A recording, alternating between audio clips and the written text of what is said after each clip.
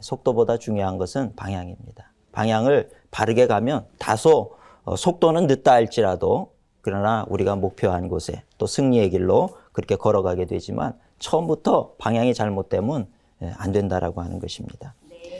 그래서 우리가 그리스도인으로서 세상을 살면서 가장 중요하게 생각해야 될 것이 있는데 그것은 바로 죄라고 하는 거예요. 죄.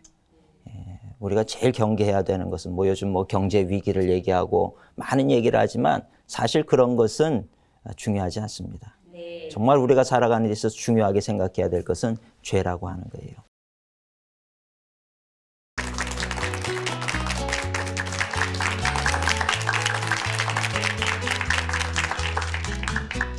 한 주간 동안도 우리 성도님들 믿음 안에서 승리하신 줄로 믿습니다. 요즘 사는 게 참 바쁘지요. 요즘 사는 사람들 모습 보면 정말 바쁘게 그렇게 살아가는 것을 볼 수가 있습니다. 근데 바쁘게 사는 것은 좋은 거예요. 나쁘지 않습니다. 열심히 살아야죠. 바쁘게 살아야 되는데 한 가지 잊어서는 안 되는 것이 있는데 그것은 바쁘게 살되 바르게 살면서 바쁘게 살아야죠. 옳지 않은 일에 바쁘게 사는 것은 오히려 좋지 않다라고 하는 겁니다. 바른 방향으로 가야지 잘못된 방향을 가면서 열심히 자기 딴에는 열심히 인생을 살겠노라고 뛰어가 봐야 방향이 잘못되면 안 되는 거예요. 부산을 가려고 그러면 경부선을 타야지 되는 거지. 다른 곳을 타가지고 열심히 차를 아무리 타고 가도 목적지에 이르지 못하는 것과 마찬가지라는 겁니다. 그래서 이런 얘기가 있어요. 속도보다 중요한 것이 방향입니다. 그렇죠? 속도보다 중요한 것은 방향입니다. 방향을 바르게 가면 다소 속도는 늦다 할지라도 그러나 우리가 목표한 곳에 또 승리의 길로 그렇게 걸어가게 되지만 처음부터 방향이 잘못되면 안 된다라고 하는 것입니다. 그래서 우리가 그리스도인으로서 세상을 살면서 가장 중요하게 생각해야 될 것이 있는데 그것은 바로 죄라고 하는 거예요. 죄. 우리가 제일 경계해야 되는 것은 요즘 경제 위기를 얘기하고 많은 얘기를 하지만 사실 그런 것은 중요하지 않습니다. 정말 우리가 살아가는 데 있어서 중요하게 생각해야 될 것은 죄라고 하는 거예요. 죄의 문제를 우리가 중요하게 생각을 해야 되는데 이런 일이 있었어요. 요즘 우리가 주변을 돌아보면 억울한 그런 하소연들을 많이 듣게 됩니다. 어떤 일들이 있냐 하면 어떤 모범적인 사람이 있었어요. 가장인데 모든 것이 그렇게 아주 성실하게 어려서부터 착하고 남을 도울 줄 알고 배려할 줄 알고 그렇게 사셨던 분인데 어느 날 갑자기 우리가 살다 보면은 늘 좋은 날만 있는 게 아니잖아요. 흐린 날도 있고 어려움 당할 수도 있는데 무슨 일인지 마음에 그냥 회사에서 무슨 일이 있었는지 답답한 마음을 가지고 그렇게 있다가 이분이 그만 술도 잘 드시지도 못하는데 술을 드신 거예요. 술을 드시고는 술을 먹고 난 다음에 그 술 기운을 이기지를 못해가지고 시비가 붙었어요. 밀고 당기고 하다가 그러다가 상대방이 어떻게 미끄러져서 넘어졌는데 머리가 이 모서리에 부닥치면서 이분이 혼수 상태 가운데 빠지게 된 거예요. 이분은 착하게 살아왔는데 그렇게 열심히 살았는데 남을 배려할 줄도 알고 그랬는데 한순간에 그 실수로 인해서 이분이 교도소를 가게 된 거예요. 합의를 안 해줘가지고 그래서 이제 교도소를 갔어요. 그리고 그분은 평생 동안 이 죄인이라고 하는 그 이름표를 달고 그렇게 살게 됐다는 겁니다. 그래서 우리가 아무리 인생을 잘 살아도 한 번 실수하는 것으로 인해 가지고 그렇게 억울한 일을 당할 수도 있다라고 하는 겁니다. 어떤 분들은 인생을 열심히 살아서 내가 목표한 대로 재물도 많이 모으기도 하고 성공하기도 하고 높은 지위에 오르기도 하고 그러지만 결국 한 번 죄를 잘못 지은 것으로 인해서 인생이 망가질 수가 있다는 거예요. 그래서 우리가 늘 무엇을 하든지 겸손한 마음으로 그렇게 살아가는 것이 중요하다라고 하는 것입니다. 겸손하게 내가 혹시라도 그래서 시편 1편에 보면 복 있는 사람은 악인의 꾀를 쫓지 않고 죄인의 길에 서지 않고 오만한 자의 자리에 앉지 않고 오직 여호와의 율법을 즐거워하는 자라. 그래서 그 율법을 주야로 묵상하는 자가 복이 있다. 그러잖아요. 그 말씀이 맞다는 거예요. 내가 무엇을 해가지고 재물을 아무리 많이 모아도 악인의 꾀를 쫓거나 죄인의 길에 서 있거나 교만한 자리에 서가지고 하나님이 어딨어 내가 그저 이렇게 열심히 해가지고 이렇게 재물을 다 모아서 이렇게 승리하는 삶을 살고 그 예수 믿는 사람들 보니까 다 못 사는데 나는 이렇게 잘 살고 예수 안 믿어도 난 이렇게 잘 살지 않느냐 그러는 사람들 한순간에 넘어진다는 거예요.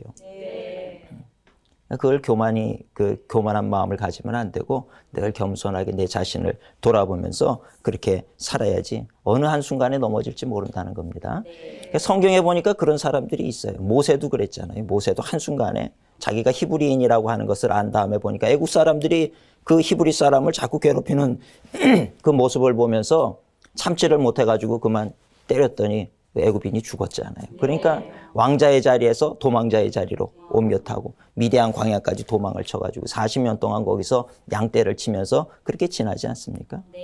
근데 성경의 창세기에 보면 카인도 우리가 잘 아는 그 카인이라고 하는 아담의 첫째 아들이죠. 둘째 아들이 아벨인데 카인이 제사를 드리고 아벨이 제사를 드렸는데 근데 카인의 제사는 하나님이 받지를 않으시고 아벨의 제사를 받으니까 그만 질투심이 생긴 거예요. 그래서 들에서 아무도 없을 때 어떻게 합니까? 아벨 동생을 죽이잖아요. 뭐 성경은 그렇게 간단하게 죽였다라고 나오지만 무슨 동기가 있었는지 그 마음속에 이 질투심이라고 하는 것 때문에 결국은 동생을 죽게 만들었다는 겁니다. 실수죠.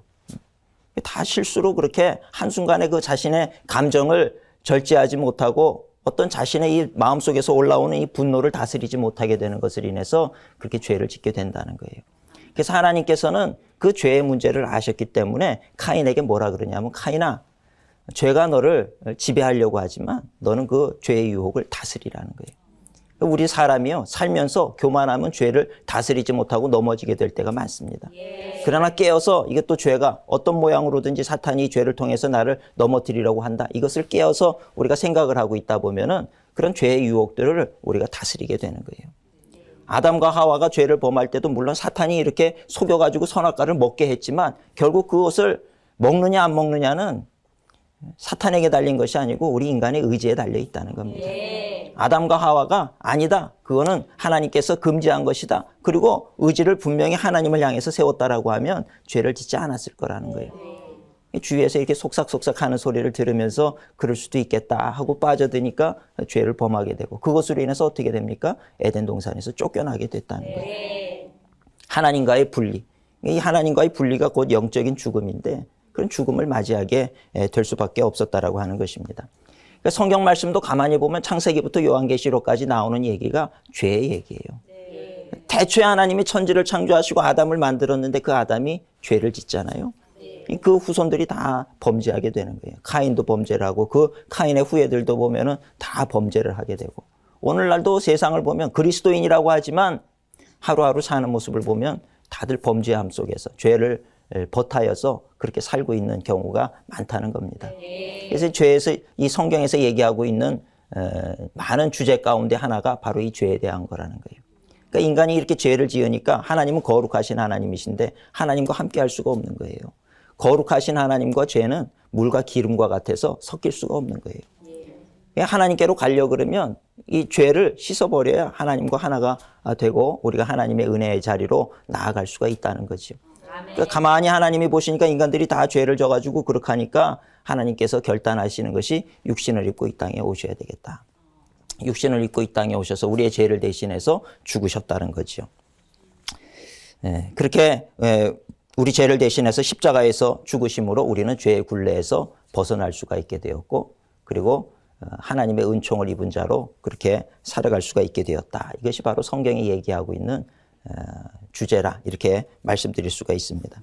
인간이라고 하는 존재는 결국 이 죄를 피할 수가 없는 존재이고 또 하나님의 은혜는 이 죄로부터 우리를 자유케 하셨다. 이것이 바로 우리가 흔히 얘기하는 은혜라고 하는 겁니다. 은혜라는 거예요.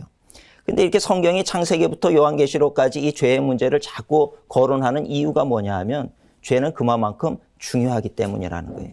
그 인간이 망하는 그 모든 이유도 죄 때문이라고 하는 겁니다. 이 죄를 자꾸 강조를 하는 거예요. 너희 죄 짓지 말아라. 죄 짓지 말아라. 죄 짓지 말아라. 창세기부터 요한계시록까지 보면 죄를 싸워서 이긴 사람들은 하나님께서 축복을 하셨고 죄와 싸워서 이기지 못하고 넘어진 사람들은 다 또 어려움을 당하고 고통을 당하는 그 모습을 보게 되더라는 거죠. 요즘 우리 시대를 봐도 현대인들에게 있어서 가장 큰 문제는 죄와 버타여 살고 있다는 거예요. 옛날에는 이것이 죄구나 아니구나 이것이 분명했는데 요즘은 그 한계가 무너져 버렸어요. 뭐가 죄인지 몰라요. 나쁜 짓을 하고도 그저 큰 소리 치면은 그게 죄가 아닌 게 돼버리고 말이죠. 그래요. 가치관이 많이 이렇게 혼돈이 돼버렸어요. 그러니까 이제는 정말 우리가 하나님의 말씀을 보고 이것은 죄입니다, 아닙니다를 따질 수 있어야 되는데 이젠 그게 다 깨져버렸다는 거예요. 동성애를 하면서도 그건 죄가 아니라고 얘기를 해요.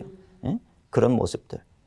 인권을 더 우선시하는 거죠. 인권을 우선시하면서 인권이 중요하지.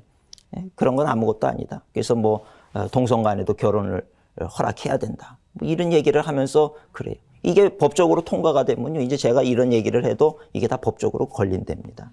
그러니까 바른 얘기를 해도 그게 나쁜 것입니다 얘기를 하면 그건 그 사람을 모욕한 행위가 돼가지고 법적으로 처벌을 받게 되는 거예요. 이게 이제 교회에서 설교를 하면서도 그런 동성애의 문제라든지 소돔성애 그런 멸망당했던 그런 얘기들을 하면 그런 것들은 다 이제 걸리는 것이 되고 잘못된다는 이 말이죠. 그러니까 참 시대가 지금 그렇게 되고 있습니다. 그러니 하나님께서 우리 지금 이 시대에 깨어있는 그리스도인들이 이 죄에 대해서 민감하고 죄와 버타지 않고 죄와 싸워 이기는 그런 인생을 살기를 하나님께서 원하신다라고 하는 것을 오늘 우리가 알아야 될 줄로 믿습니다.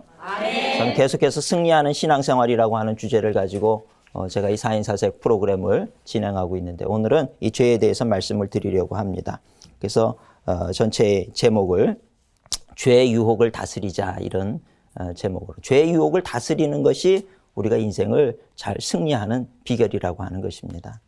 세상 살면서 아무리 내가 많은 재산을 모으고 아무리 내가 성공을 하고 남들이 부러워하는 자리에 있다 할지라도 그 사람이 죄를 범했다라고 하면 마지막 때 우리 모두는 다 하나님 앞에 서야 되거든요. 한 사람도 예외 없어요. 그 앞에 다 서서 하나님께서 우리의 모든 행위를 다 보신다는 겁니다. 요한계시록에도 보면 그것이 바로 이제 하나님의 심판인데 그래서 거기서 정말 우리가 이 죄의 문제가 청산이 되지 아니하고 해결이 안 된 사람은 둘째 사망 가운데로 떨어지게 되는 거죠.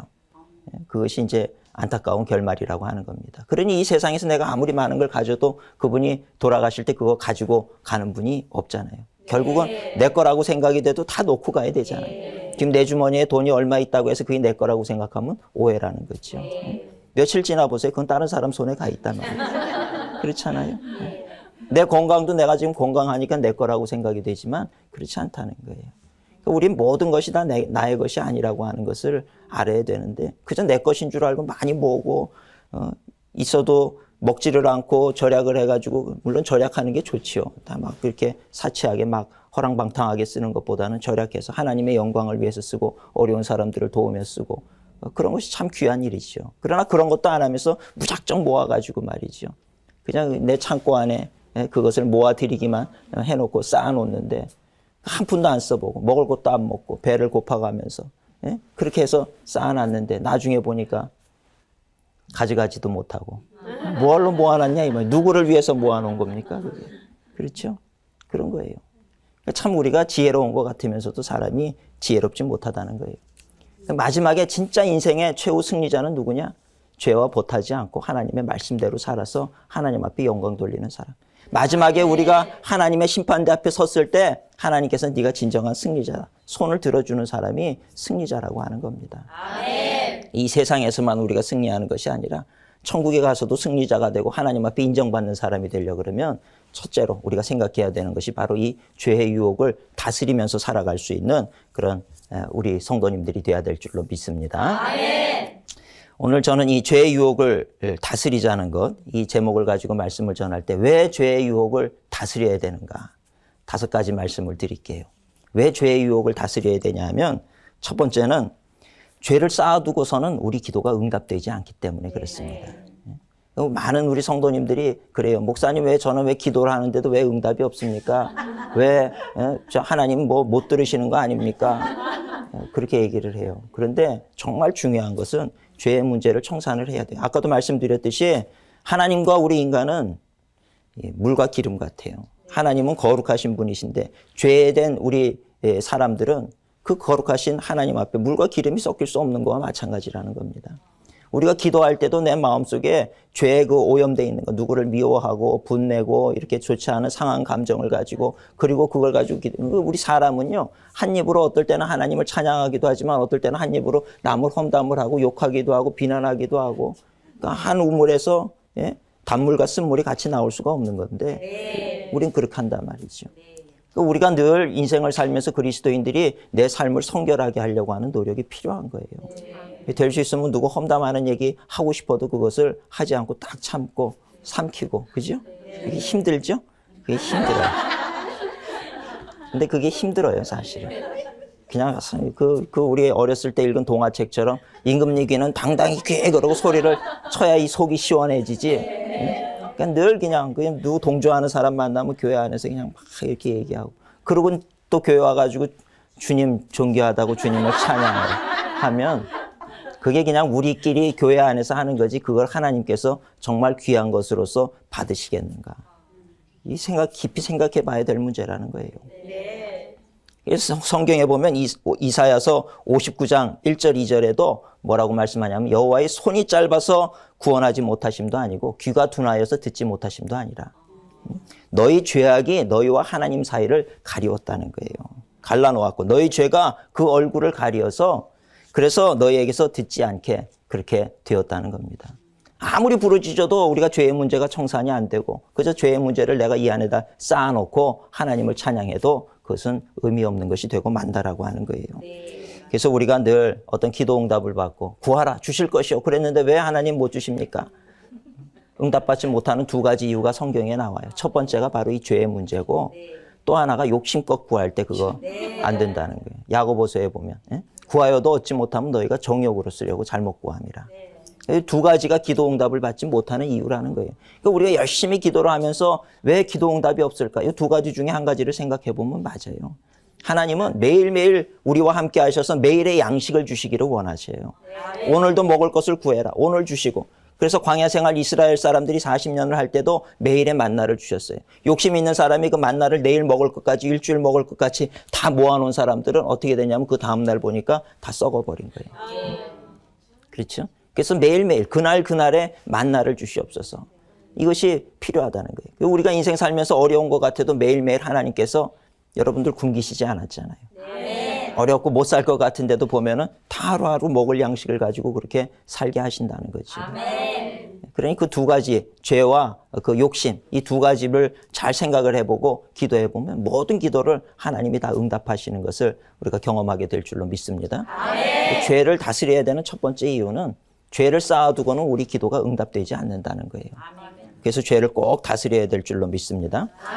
두 번째는 죄를 다스리지 못하면 죄에는 고통이 따른다는 거예요. 당신 죄인입니다. 그럼 뭐 10년 징역을 살아야 됩니다. 이거는 심판이지요. 심판이에요. 사탄도 이미 예수 그리스도 십자가 밑에서 심판을 받은 거예요. 너는 이제 멸망을 당할 존재다. 심판을 당했지만 심판만 받았지 아직 그것이 형이 집행이 되지를 않는 거예요. 근데 형이 집행될 때는 고통이 오잖아요. 그죠? 죄를 지으면 죄인이다. 심판은 되지만 그거에 대한 아직 고통은 따르지 않고 있어요. 그러나 언젠가는 그 고통을 받게 되어 있다는 거예요. 마지막 때에는 사탄도 어떻게 됩니까? 불못 속에 다 들어가게 되는 거예요. 고난을 당하게 돼요. 그때 그 사탄을 추종했던 많은 세력들이 다 함께 빠져들어가 가지고 영원히 꺼지지 않는 불 속에서 고난을 당해야 된다라고 하는 것입니다. 죄를 지으면 고통이 오는 거예요. 이 죄를 지으신 분들, 내가 누구를 해했는데 그분이 잘못됐어요. 그래서 나는 교도소에 들어가가지고 10년 형을 살고 나왔어요. 그럼 그분 마음에 이제 나는 형을 살았으니까 깨끗하다 이런 마음이 있을 것 같습니까? 아니죠. 늘 평생을 죄책감이라고 하는 게 따라다니는 거예요. 그러니까 죄라고 하는 건 짓고 나면 그렇게 고통이 따른다는 겁니다. 또 죄를 지으면요 수치감이 와요. 수치스러워요. 죄진 사람들은 길 갈 때 보면은 늘 두리번 그래요. 누가 나를 아는, 내가 죄진 거 아는 사람을 만날까 봐 두려워가지고 두리번. 그러니까 아담과 하와도 말이죠. 하나님 앞에 그 선악과 따먹지 말라는 거 먹고 난 다음에 어떡합니까? 자기들이 벗은 모습을 보면서 수치스럽고 창피해가지고 무화과 나무 잎사귀를 가지고 옷을 만들어 입잖아요. 가리려고. 그리고 하나님께서 아담아 내가 어디 있느냐 했더니 숲을 사이에 숨어가지고 내가 여기 있나이다. 왜 숨었느냐? 우리가 빨가벗은 게 창피해서 숨었습니다. 죄를 지면 수치감이 오는 거예요. 그래서 우리가 길을 다닐 때도 떳떳하게 고개를 들고 이렇게 다닐 수 있는 사람이 돼야 된다는 거예요. 그리스도인이 돼가지고도 세상 살면서 누가 나를 보면 어떡하나 두리번 하고 그러면 문제 있다는 거죠. 늘 내 양심에 부끄러움이 없이 그렇게 깨끗하게 살아갈 수 있는 그런 존재가 돼야 된다는 것입니다. 또 죄를 지면 분열의 고통도 있어요. 분열되는 게. 죄를 졌기 때문에 하나님과 분열이 됐죠. 하나님에게서 쫓겨났어요. 에덴 동산 그 좋은 곳에서 쫓겨났다 이 말이에요. 죄를 지으면 말이죠. 이 부부 사이에도 분열이 일어나는 거예요. 죄가 있기 때문에 가정이 분열이 되고 부모와 자녀 관계가 분열이 되고요. 다 분열이, 인간관계도 깨지게 되고. 죄 때문에 그렇다는 거예요. 잠깐의 그 쾌락과 유익 때문에 또 위기를 모면하기 위해서 그렇게 죄를 선택하게 되었을 때 그 순간은 모면을 할지 모르지만 그 다음에는 계속해서 그 죄의 문제는 해결이 안 되고 우리에게 고통을 주고 가시와 같은 그런 아픔을 주게 된다는 겁니다. 그래서 죄는 지금 내가 당장 그 유혹 있다 할지라도 그걸 끊어버리고 처음에 말씀드렸듯이 바른 방향을 가기 위해서 결단함으로 그거를 포기해버릴 때 하나님은 그 모습을 귀하게 보시는 거예요. 아멘. 그래서 지금 당장 손해가 올 것 같아도 내가 하나님 원하시는 것이고 하나님의 말씀이 이런 행위는 하지 말라 그랬으니 내가 안 합니다. 끊어버리게 되면 하나님께서 복의 복을 더 부어주셔서 오히려 내가 잃어버린 것보다 30배, 60배, 100배로 축복하시는 하나님의 은혜를 보게 될 줄로 믿습니다. 아멘. 오늘날 그리스도인들이 세상 살면서 보면 세상의 방법을 그대로 쓰는 거예요. 세상 사람들이 하나를 숨기면 우리도 지혜롭게 두 개를 숨기면서 그걸 하나님이 우리를 축복했다고 생각하지만 그건 절대로 그렇지 않습니다. 나중에 그 둘을 다 잃게 된다는 걸 알아야 돼요. 그러니까 하나님을 정말로 내가 신뢰한다 그러면 하나님 안에서 바르게 사는 길을 선택을 하는 것이 지혜롭다는 거예요. 아멘. 사탄은요 절대로 자기를 사탄인 척하고 우리에게 나오지 않아요. 네. 늘 교묘하게 그래도 돼. 세상 사람들 다 그렇게 살잖아. 이런 식으로 합리화를 시키는 거죠. 그래서 우리로 하여금 범죄하는 거예요. 아, 이것이 아닌데 양심에 거리끼는 부분이 있지만 그러나 그럼에도 불구하고 가만히 보니까 아유 우리 교회 저 권사님 장로님들도 그렇게 하시는데 나는 집사인데 뭐 그래도 되겠지. 이런 어떤 남들은 보니까 저렇게 하는데 그분도 신앙 좋고 그분도 매일 새벽 기도 가는 분인데도 그렇게 하는데 나도 그렇게 해도 되겠지. 아니요. 양심에 거리낌이 온다고 하면 그것을 끊어버릴 수 있는 남들이 다 그래도 내 마음에 그것이 죄라고 하는 생각이 들면 그거를 단호하게 끊어버릴 수 있는 용기가 있을 때 하나님께서는 그런 사람들을 존귀하게 사용하시고 그런 분들에게 복의 복이 넘치도록 자녀들까지도 복을 받게 하는 축복을 더해 주신다라고 하는 것을 우리가 알아야 될 줄로 믿습니다. 아멘. 죄의 대가는 그 고통이라는 거예요. 그 다음에 또 하나는 이 죄를 지으면 인생의 실패자가 돼요. 이 제목도 승리하는 신앙생활인데 아무리 모든 거를 잘하고 믿음이 있고 내가 그렇게 뭐 성경 말씀을 많이 보고 그래도요 죄를 지으면 끝인 거예요. 네. 죄와 싸워 이겨야 되는 것이 가장 중요한 문제라고 하는 것입니다. 탄식과 한숨이 나오게 되는 거죠. 아담과 하와도 범죄하고 난 다음에 무슨 생각했을까요? 에덴 동산을 떠나면서 그때 내가 사탄 말을 듣는 게 아닌데 그때 내가 정말 하나님의 말씀을 그때 딱 지켰더라면 좋았을 텐데. 그러니까 죄를 지면 다 후회한다는 거예요. 그러나 죄를 짓고 나면 이미 늦은 거라는 거예요. 그러니까 우리가 죄를 짓지 않는 것이 중요한 거예요.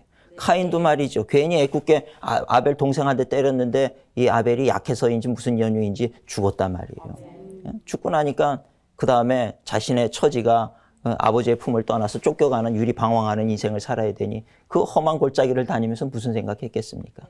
아이고 내가 이럴 줄 알았더라면 이런 짓을 하지 않는 건데 이런 생각을 하잖아요. 늘 후회하지만 이미 죄인 그 이름을 가지고 살게 되어 있고 패배자 그 이름을 가지고 살게 되어 있다는 겁니다. 그럼에도 불구하고 지금 이 시대를 살아가는 우리에게 축복된 것이 뭐냐 하면 지금 우리는 옛날에는 그런 문제들을 어떻게 해결할 수 있는 방법이 없었지만 지금은 우리가 예수 그리스도의 이름을 의지해서 주님 용서해 주세요. 예수님의 피로 씻어 정결케 해 주시옵소서. 그럴 때 우리의 진홍보다 붉은 죄가 흰눈처럼 휘어진다는 거예요. 예수님을 의지하고 우리가 그렇게 죄사함 받을 수 있다라고 하는 것, 이거는 너무나도 귀한 축복이라고 하는 것을 알아야 될 줄로 믿습니다. 아멘. 그렇다고 해서 우리 기독교인들은 죄 막 져도 된다. 이때 예수님의 피로 회개하면 되니까. 아니요. 그거는 예수님의 보혈의 피를 값싼 것으로 여기는 죄를 범하는 거예요. 네. 주님께서 십자가에 달려서 고난당하시고 흘리신 그 보혈을 말 그대로 우리가 보배로운 피로 존귀하게 여겨야 된다는 것입니다. 아멘. 그래서 다시는 내 죄로 인해서 주님께서 피 흘리시는 일이 없도록 그런 마음, 그런 자세를 가지고 우리 그리스도인들이 살아야 된다는 거죠. 아멘. 그러나 때로 우리가 그 죄로 인해서 아픔과 고통 가운데 있으면서도 그거를 죄인 줄 깨닫지 못하고 그 자리에 그냥 머물러 사는 사람들. 이런 사람들이 문제인 거예요. 네. 안타깝다는 거죠. 네. 오히려 사탄은요, 그렇게 죄 짓고 실수한 사람들이요, 더 잘 되게 합니다. 악인들 더 형통하게 만들어가지고, 그래가지고 하나님 안 믿어도 내가 잘 되는구나. 이런 생각 가지고 평생을 가게 만드는 거예요. 그 나중에 죽고 보니까 속은 거죠. 기만당한 거예요. 여러분들 그 예수 안 믿고 이런 분들 형통하게 되는 거, 그거에 너무 그 현상 바라보면서 흔들리시면 안 된다는 거예요. 오늘 우리는 그 주님을 믿는다라고 하는 것이 그래서 어떤 면에 있어서는 고난처럼 보여요. 때로는 사탄의 공격도 있고 어려움도 있지만, 그러나 마지막에 가서는 하나님께서는 우리의 손을 드시고 승리자가 된다라고 하는 것입니다. 악인들의 그 형통한 것은 안개와 같이, 해가 뜨면 사라지는 안개와 같이 사라져 버리는 거예요. 잠시 해가 뜨면 다 시들어 버리는 그런 채소와 같이 그렇게 시들어 버리고 없어지는 인생이라고 하는 것을 우리가 알아야 된다는 거죠. 그래서 우리가 늘 승리자가 되기 위해서는 이 죄와 싸워 이기는 우리가 돼야 될 줄로 믿습니다. 아멘. 네 번째로 또 죄와 싸워 이겨야 되는, 죄를 다스려야 되는 이유는 그것이 사탄의 괴계를 벗어나는 길이기 때문에 그래요.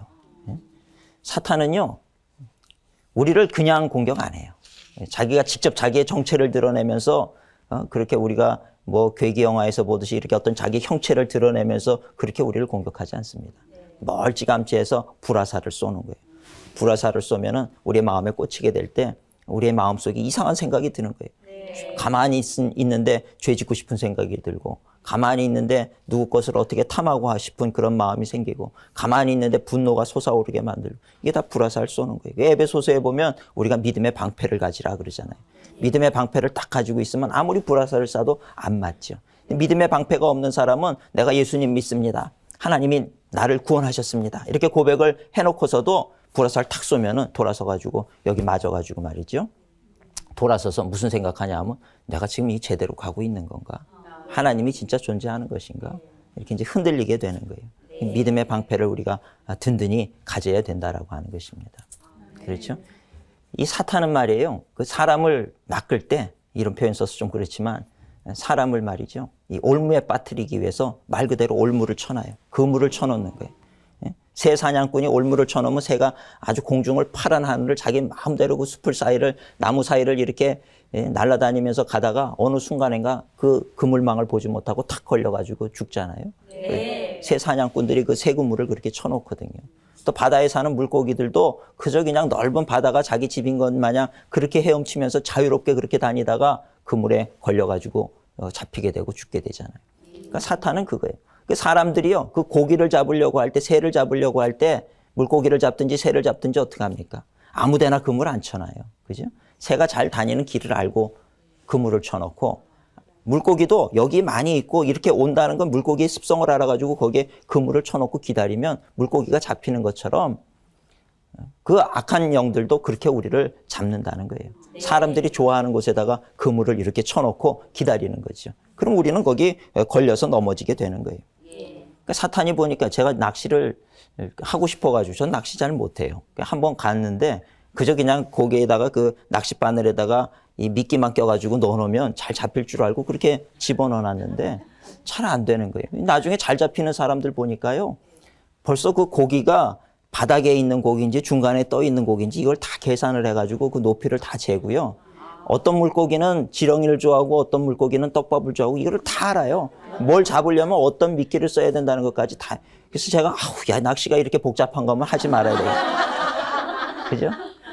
인생 사는 것도 바빠 죽겠는데 뭐 알아야 될 것도 많은데 이거 낚시 이거 물고기 잡는 거 어떻게 잡는지 연구해가지고 하느니 그냥 사 먹겠다. 그죠? 이게 편하죠. 근데 그래요. 그런데 보니까 제가 어느 날인가 깨닫게 된 게 사탄이 우리 공격할 때 똑같아요. 어떤 사람은 물질에 약한 사람은 물질 가지고 걸려서 넘어지게 만드는 거예요. 인간관계 약한 사람은 그 인간관계 말 실수해가지고 그거 깨트려가지고 실족하게 만들고요. 또 이성 너무 좋아하는 사람들은 이성적으로 잘못된 관계를 맺어가지고 넘어지게 만들고요. 다 그렇더라고요. 그러니까 이 사탄이 우리의 속성을 너무나도 잘 안다는 거예요. 그래서 우리를 그렇게 공격하는 것을 우리가 알고 대처해야 되는 겁니다. 요한복음 8장에 보면 사탄은 거짓의 아비라 그랬어요. 모든 우리 사람들이 하는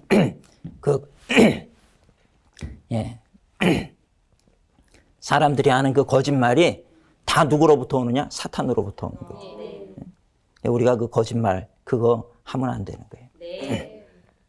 우리 성도님들 거짓말이 이게 막 이렇게 거짓말 하는 사람들 보면요.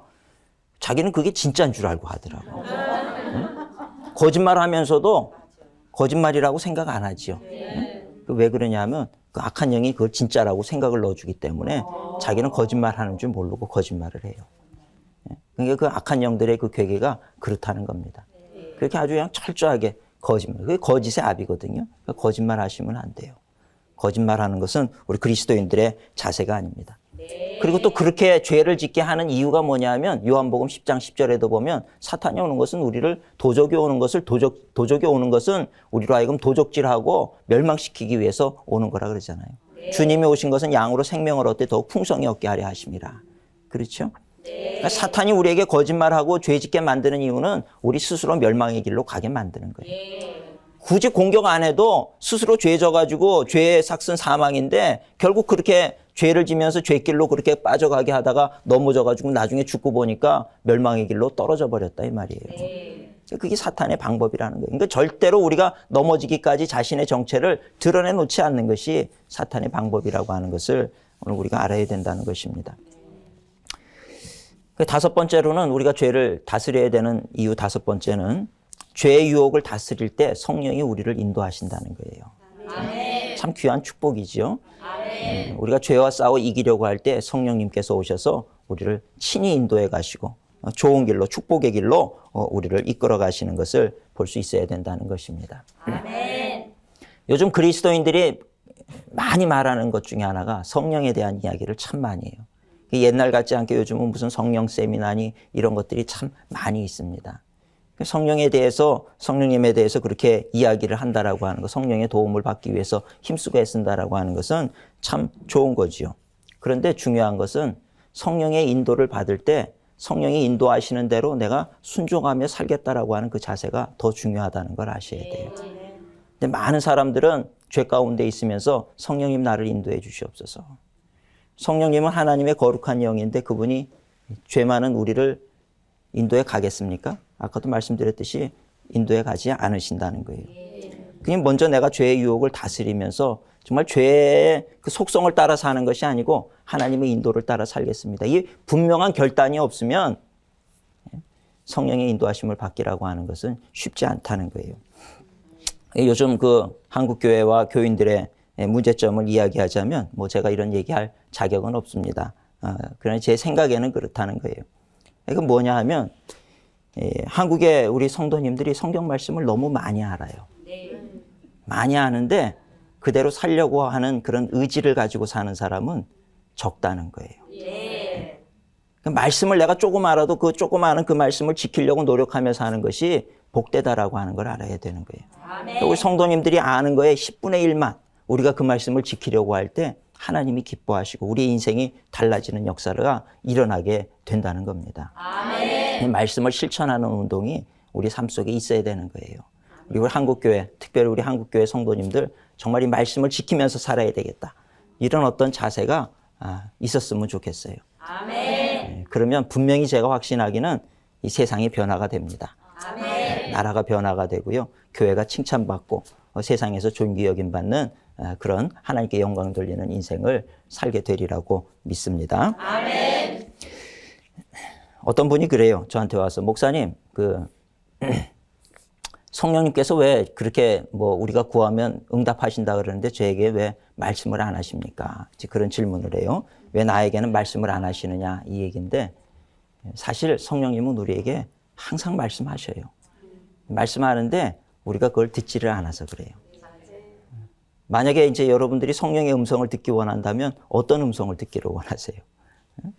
주로 이제 우리가 기대하는 거는 사랑하는 딸아, 사랑하는 아들아, 내가 너를 축복할 것이다. 너 문제 잘 되게 해줄 것이다. 이제 이런 음성을 우리가 기대하고 듣거든요. 그러니까 그런 얘기만 들리기를 우리가 기대하고 있는 거예요. 성령님께서는 사실 그 말씀보다는 사랑하는 딸아, 죄의 길에서 떠나와라. 너의 마음속의 욕심을 버려라. 하나님을 의지해라. 이런 말씀을 하거든요. 근데 이런 말씀을 주시는데 우리의 생각은 그런 거는 성령의 음성이라고 생각 안 해요. 그렇게 말씀을 해도 내 마음속에 그런 생각이 들면 내가 왜 이러지? 내가 이게 약간 이상해졌나? 내가 지금 이런 생각할 때가 아닌데, 어떤 목표를 두고 정말 그것을 위해서 달려가야 되는데 뭘 포기하고 뭘 드리고 뭘 지금 이상한 생각을 하고 있구나. 그 성령의 음성을 우리가 무시해버릴 때가 많다는 거예요. 네. 여러분 아마 여러분들에게도 그런 성령의 음성이 많이 들렸을 겁니다. 네. 수요 예배를 가야 될 것인가? 드라마를 볼 것인가? 그때 제 마음속에는 우리 마음속에 어떤 생각이 들어요. 야, 이러면 안 되는데 새해부터는 내가 정말 이 하나님 앞에 가서 예배를 우선시하고 이렇게 해야 되는데 그러면서 안 가고 앉아서 계속 드라마를 보죠. 그죠? 네. 이렇게 무시해버리는 거예요. 성령의 음성. 그럼 성령님은 우리 안에서 슬퍼하시는 거예요. 쟤는 맨날 나한테 그 음성 달라 그러고 뭐 말씀만 하시면 지킬 것처럼 그래놓고 말씀을 주면 그거 무시해버린단 말이에요. 엘리베이터를 탔는데 옆에 누가 옆집 아주머니가 타면 말이죠. 마음속에 저분에게 교회 다니는지 복음을 전해야 되겠는데 이런 마음이 막 주어지죠. 성령님께서 우리에게 주시는 말씀이에요. 그런데도 우리는 그랬다가 망신당하면 어떡하나 싶어서 그걸 꾹꾹 눌러요. 성령의 음성을 우리가 순종하지 않고 그걸 자꾸 눌러버린다. 우리가 새벽에도 내가 가서 기도해야 되는데 이런 마음이 자꾸 드는데 피곤하니까 내일부터 하지 뭐 눌러버려요. 우리가 살면서 얼마나 많은 순간 성령님께서 나에게 하시는 말씀을 눌러버리고 사는지 모른다는 거예요. 그러고는 와가지고 목사님 왜 성령님은 저에게 말씀을 안 하시나요? 내가 기대하는 그 말씀을 안 주신다는 거예요. 올해는 운수 대통하게 할 것이다 뭐 이런 말씀들 그거 안 주신다는 거예요. 성령님께서는 그런 거 관심 없어요. 우리가 먼저 주님의 말씀 안에 거하게 되고 성령님의 말씀에 정말 순종하려고 노력하면 하나님께서 그 모든 것들을 더해 주시고 축복해 주시는 줄 믿으시기 바랍니다. 아멘. 우리가 중요한 거는 우리가 축복받으려고 하면 또 승리하는 신앙생활을 하려고 그러면 제일 중요한 것이 주님 안에 거하는 거예요. 주님 안에 있을 때 우리에게 부족함이 없도록 채우신다는 겁니다. 근데 우리는 세상 욕심 때문에 자꾸 그 주님의 그 테두리 밖으로 벗어나가지고 거기서 뭔가를 세상 사람들이 이루는 것과 똑같은 것들, 세상 사람들이 쌓는 그런 바벨탑 같은 것을 쌓으려고 노력을 하면서 왜 하나님은 나에게 말씀을 주시지 않습니까? 그런다는 거죠. 그것은 잘못된 생각이라고 하는 것입니다. 제가 이 5가지 이유를 말씀드렸어요. 죄를 다스려야 되는. 듣고 보니까 죄를 다스려야 되겠다는 생각이 드시지요? 네. 정말 죄를 다스려야 되겠다는 생각이 드셨으리라고 생각이 됩니다. 네. 그런데 이거를 다스리기 위해서는 죄가 무엇인지를 알아야 돼요. 요거 한 말씀만 제가 드리고 말씀을 맺을게요. 죄가 무엇인지를 알아야 되는데 사람들은 죄가 뭡니까? 그러면 도적질하는 거 죄고 살인하는 거 죄고 거짓말하는 거 죄고 이런 죄들을 얘기해요. 근데 그런 것들은 사실 2차적인 죄라는 거예요. 가장 중요한 죄의 본질은 뭐냐면 불신앙, 불순종. 이것이 가장 죄의 근본이고 죄의 본질을 거기서부터 모든 죄가 파생이 되는 거라고 하는 것을 알아야 된다는 겁니다. 그 죄의 본질은 불신앙과 불순종이라고 하는 거예요. 그러니까 아담이 최초의 범죄자였잖아요. 근데 아담이 범죄한 내용을 보세요. 뭡니까? 하나님께서 아담아 너 선악과 먹지 말아라. 이거 먹는 날에는 죽을 것이다. 그랬으면 아담이요. 정말 저거 먹으면 죽는구나. 확실하게 그 신뢰를 했다라고 하면 그거 안 먹었을 거예요. 근데 그걸 믿지 않은 거예요. 믿지 않고 있으니까 사탄이 와가지고 그 우리의 불신앙하는 그 틈. 그러니까 우리가 신앙생활 할 때 사탄의 공격을 받을 때는요. 항상 어떤 틈이 있다는 거예요. 그 틈, 내가 세상을 사랑하고자 하는 그 틈, 욕심의 틈, 뭔가 상처의 틈, 이런 틈을 통해 가지고 우리를 공격해 올 때가 많다는 겁니다. 그러니까 아담이 그거에 대해서 하와랑 분명한 저걸 먹으면 죽는다는 생각이 있었으면 틈타지 않았을 거예요. 근데 그런 생각, 확신하지 못한 그 불신앙의 그 생각을 가지고 있으니까 사탄이 와가지고 그거 왜 안 먹느냐? 그랬더니 또 먹기는 또 뭐 하니까 뭐라 그럽니까? 하나님이 먹으면 죽는다 그래서 안 먹는다.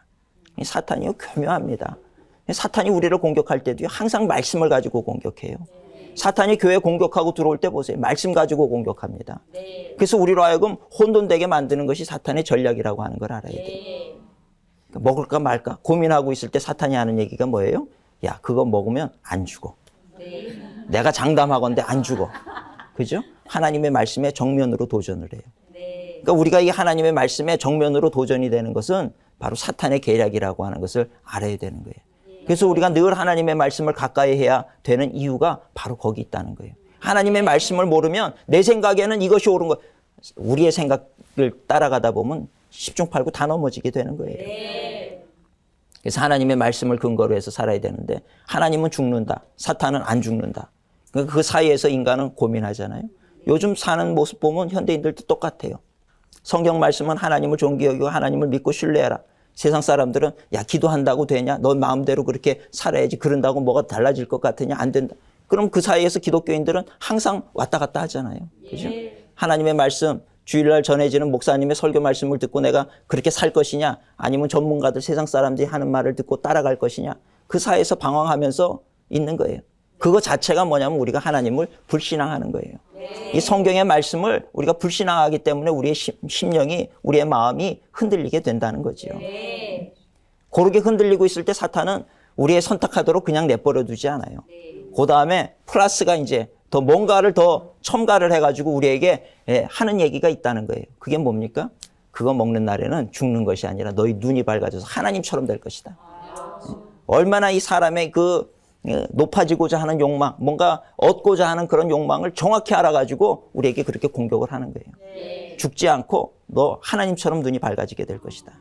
그러니까 그 생각에 정말 그리고 두 말 하지 아니하고 먹는 거예요. 사람은요 자기가 듣고 싶은 말을 따르게 돼 있어요. 그러니까 저에게 와가지고 목사님 그러고 상담으로 와가지고도요 얘기를 해주면 뭔가 이미 듣고 싶은 마음을 가지고 오는 거예요. 우리 집사님 가정에 잘 될 것입니다. 이 소리 듣고 싶어서 오는 거예요. 듣고 싶어서 왔는데 제가 하나님 앞에서 뭔가 내가 서운한 거라든지 잘못됐던 거 하나님께서 원치 않는 그런 것들을 하고 있다고 하면 그걸 먼저 정리하셔야 됩니다. 그러면 자기의 생각하고 다르잖아요. 그러면 그냥 에이 목사님 별로 내 신앙생활에 도움 안 된다 생각하고 돌아가는 거예요. 그리고 그 자리를 돌아서지를 못해요. 그러니까 그만큼 우리가 이 생각이라고 하는 게 사탄에게 사로잡혀 있을 때가 많다는 겁니다. 불신앙하니까 결국은 불순종하게 되는 거예요. 불신앙은 생각이지요. 불순종은 행함입니다. 먹으면 안 되는데 하는 그 생각이지요. 그런데 사탄이 먹어도 된다 생각을 바꾸니까 우리 생각이 바뀌어가지고 행위로 먹으면서 죄를 범하게 되는 거예요. 그래서 불신앙과 불순종은 동면의 양면과 같은 거예요. 붙어 있는 겁니다. 그래서 우리가 하여튼 중요한 것은 하나님을 100% 신뢰하는 그 자세가 먼저 되어 있어야 된다는 거예요. 100% 신뢰하는 자세가 있게 될 때 우리는 불순종하지 않고 순종하게 되는 겁니다. 그러니까 죄를 다스리는 방법은 죄라고 하는 게 불신앙이고 불순종이 죄라고 하면은 그걸 다스리기 위해서는 어떻게 해야 될까요? 불신앙이 아니라 신앙하고 하나님을 철저하게 100% 믿고 불순종하는 게 아니라 하나님의 말씀을 철저하게 순종하면 죄를 다스리고 이기게 되어 있다는 겁니다. 우리가 늘 기도할 때 하나님 나로 하여금 이 죄의 유혹을 이길 수 있는 힘을 주시옵소서. 그리고 그 다음에는 결단하고요. 결국 죄와의 싸움은 성령님께서 도우시고 힘을 주셔야 되지만 결국은 나의 선택에 달려 있다는 거예요. 아담이 하나님을 몰랐습니까? 하와가 하나님을 잘 몰랐겠습니까? 잘 알았지만 실수하고 범죄한 이유는 그의 의지가 하나님을 향해 있지 않고 세상을 향해 있었다는 거예요. 그러니까 오늘 우리도 세상 살면서 내가 이기려고 하면 하나님 앞에 내 의지를 분명히 세워야 되는 거예요. 무슨 일이 있어도 나는 하나님의 말씀 지키며 살겠습니다. 그게 결국 신앙생활의 마지막에 승리하는 사람은 자기의 의지에 달려 있다는 겁니다. 우리가 신앙생활, 온전한 신앙생활을 얘기할 때 지정의를 얘기할 수가 있어요. 지라고 하는 거는 지식, 하나님의 말씀을 아는 거. 그러니까 어떤 분들은 보면 교회에서 성경을 너무 많이 읽어요. 말씀이 많이 읽으면 좋죠. 말씀을 통해서 믿음이 오니까 믿음이 자랍니다. 말씀 많이 읽어야 돼요. 근데 말씀만 읽고 기도하지 않아요. 그런 분들이 있고 또 어떤 분들은 정이라고 하는 게 기도입니다. 감정적. 어떤 분들은 이 어떤 기도하고 찬양하는 것만 너무 좋아해. 그래가지고 그것만 하지 말씀도 안 읽고 그래요. 그것도 위험한 거예요. 열광주의로 빠져버릴 수가 있고 잘못될 수가 있기 때문에 그 의지, 하나님의 말씀대로 지키려고 하는 그 의지를 가진 사람, 이 사람들이 결국 마지막에는 승리하는 겁니다. 그러니까 지정의가 다 골고루 되어 있어야 되겠지만 결국 내 어떤 지식과 내 감정을 승리의 길로 인도해 가는 것은 나의 의지라고 하는 것을 알아야 된다는 거예요. 이 결단력을 가지고 나아가는 사람은 죄의 유혹을 다스리게 되어 있어요. 그러나 나는 아무것도 하지 않으면서 성령님 나를 인도해 주시는 대로 가겠습니다 하는 사람은 죄의 길에 빠지게 되어 있다는 거예요. 그러니까 주님 주시는 말씀을 내 세미한 음성으로 말씀하시는 것을 내가 듣고 그대로 살려고 노력하는 사람들은 승리하는 사람이 될 수가 있다라고 하는 것입니다. 오늘 올 2010년도에 정말 죄를 다스리고 죄와 싸워 이기심으로 승리의 삶을 사시는 우리 모든 성도님들 되시기를 주님의 이름으로 축원을 드립니다. 경청해 주셔서 감사합니다.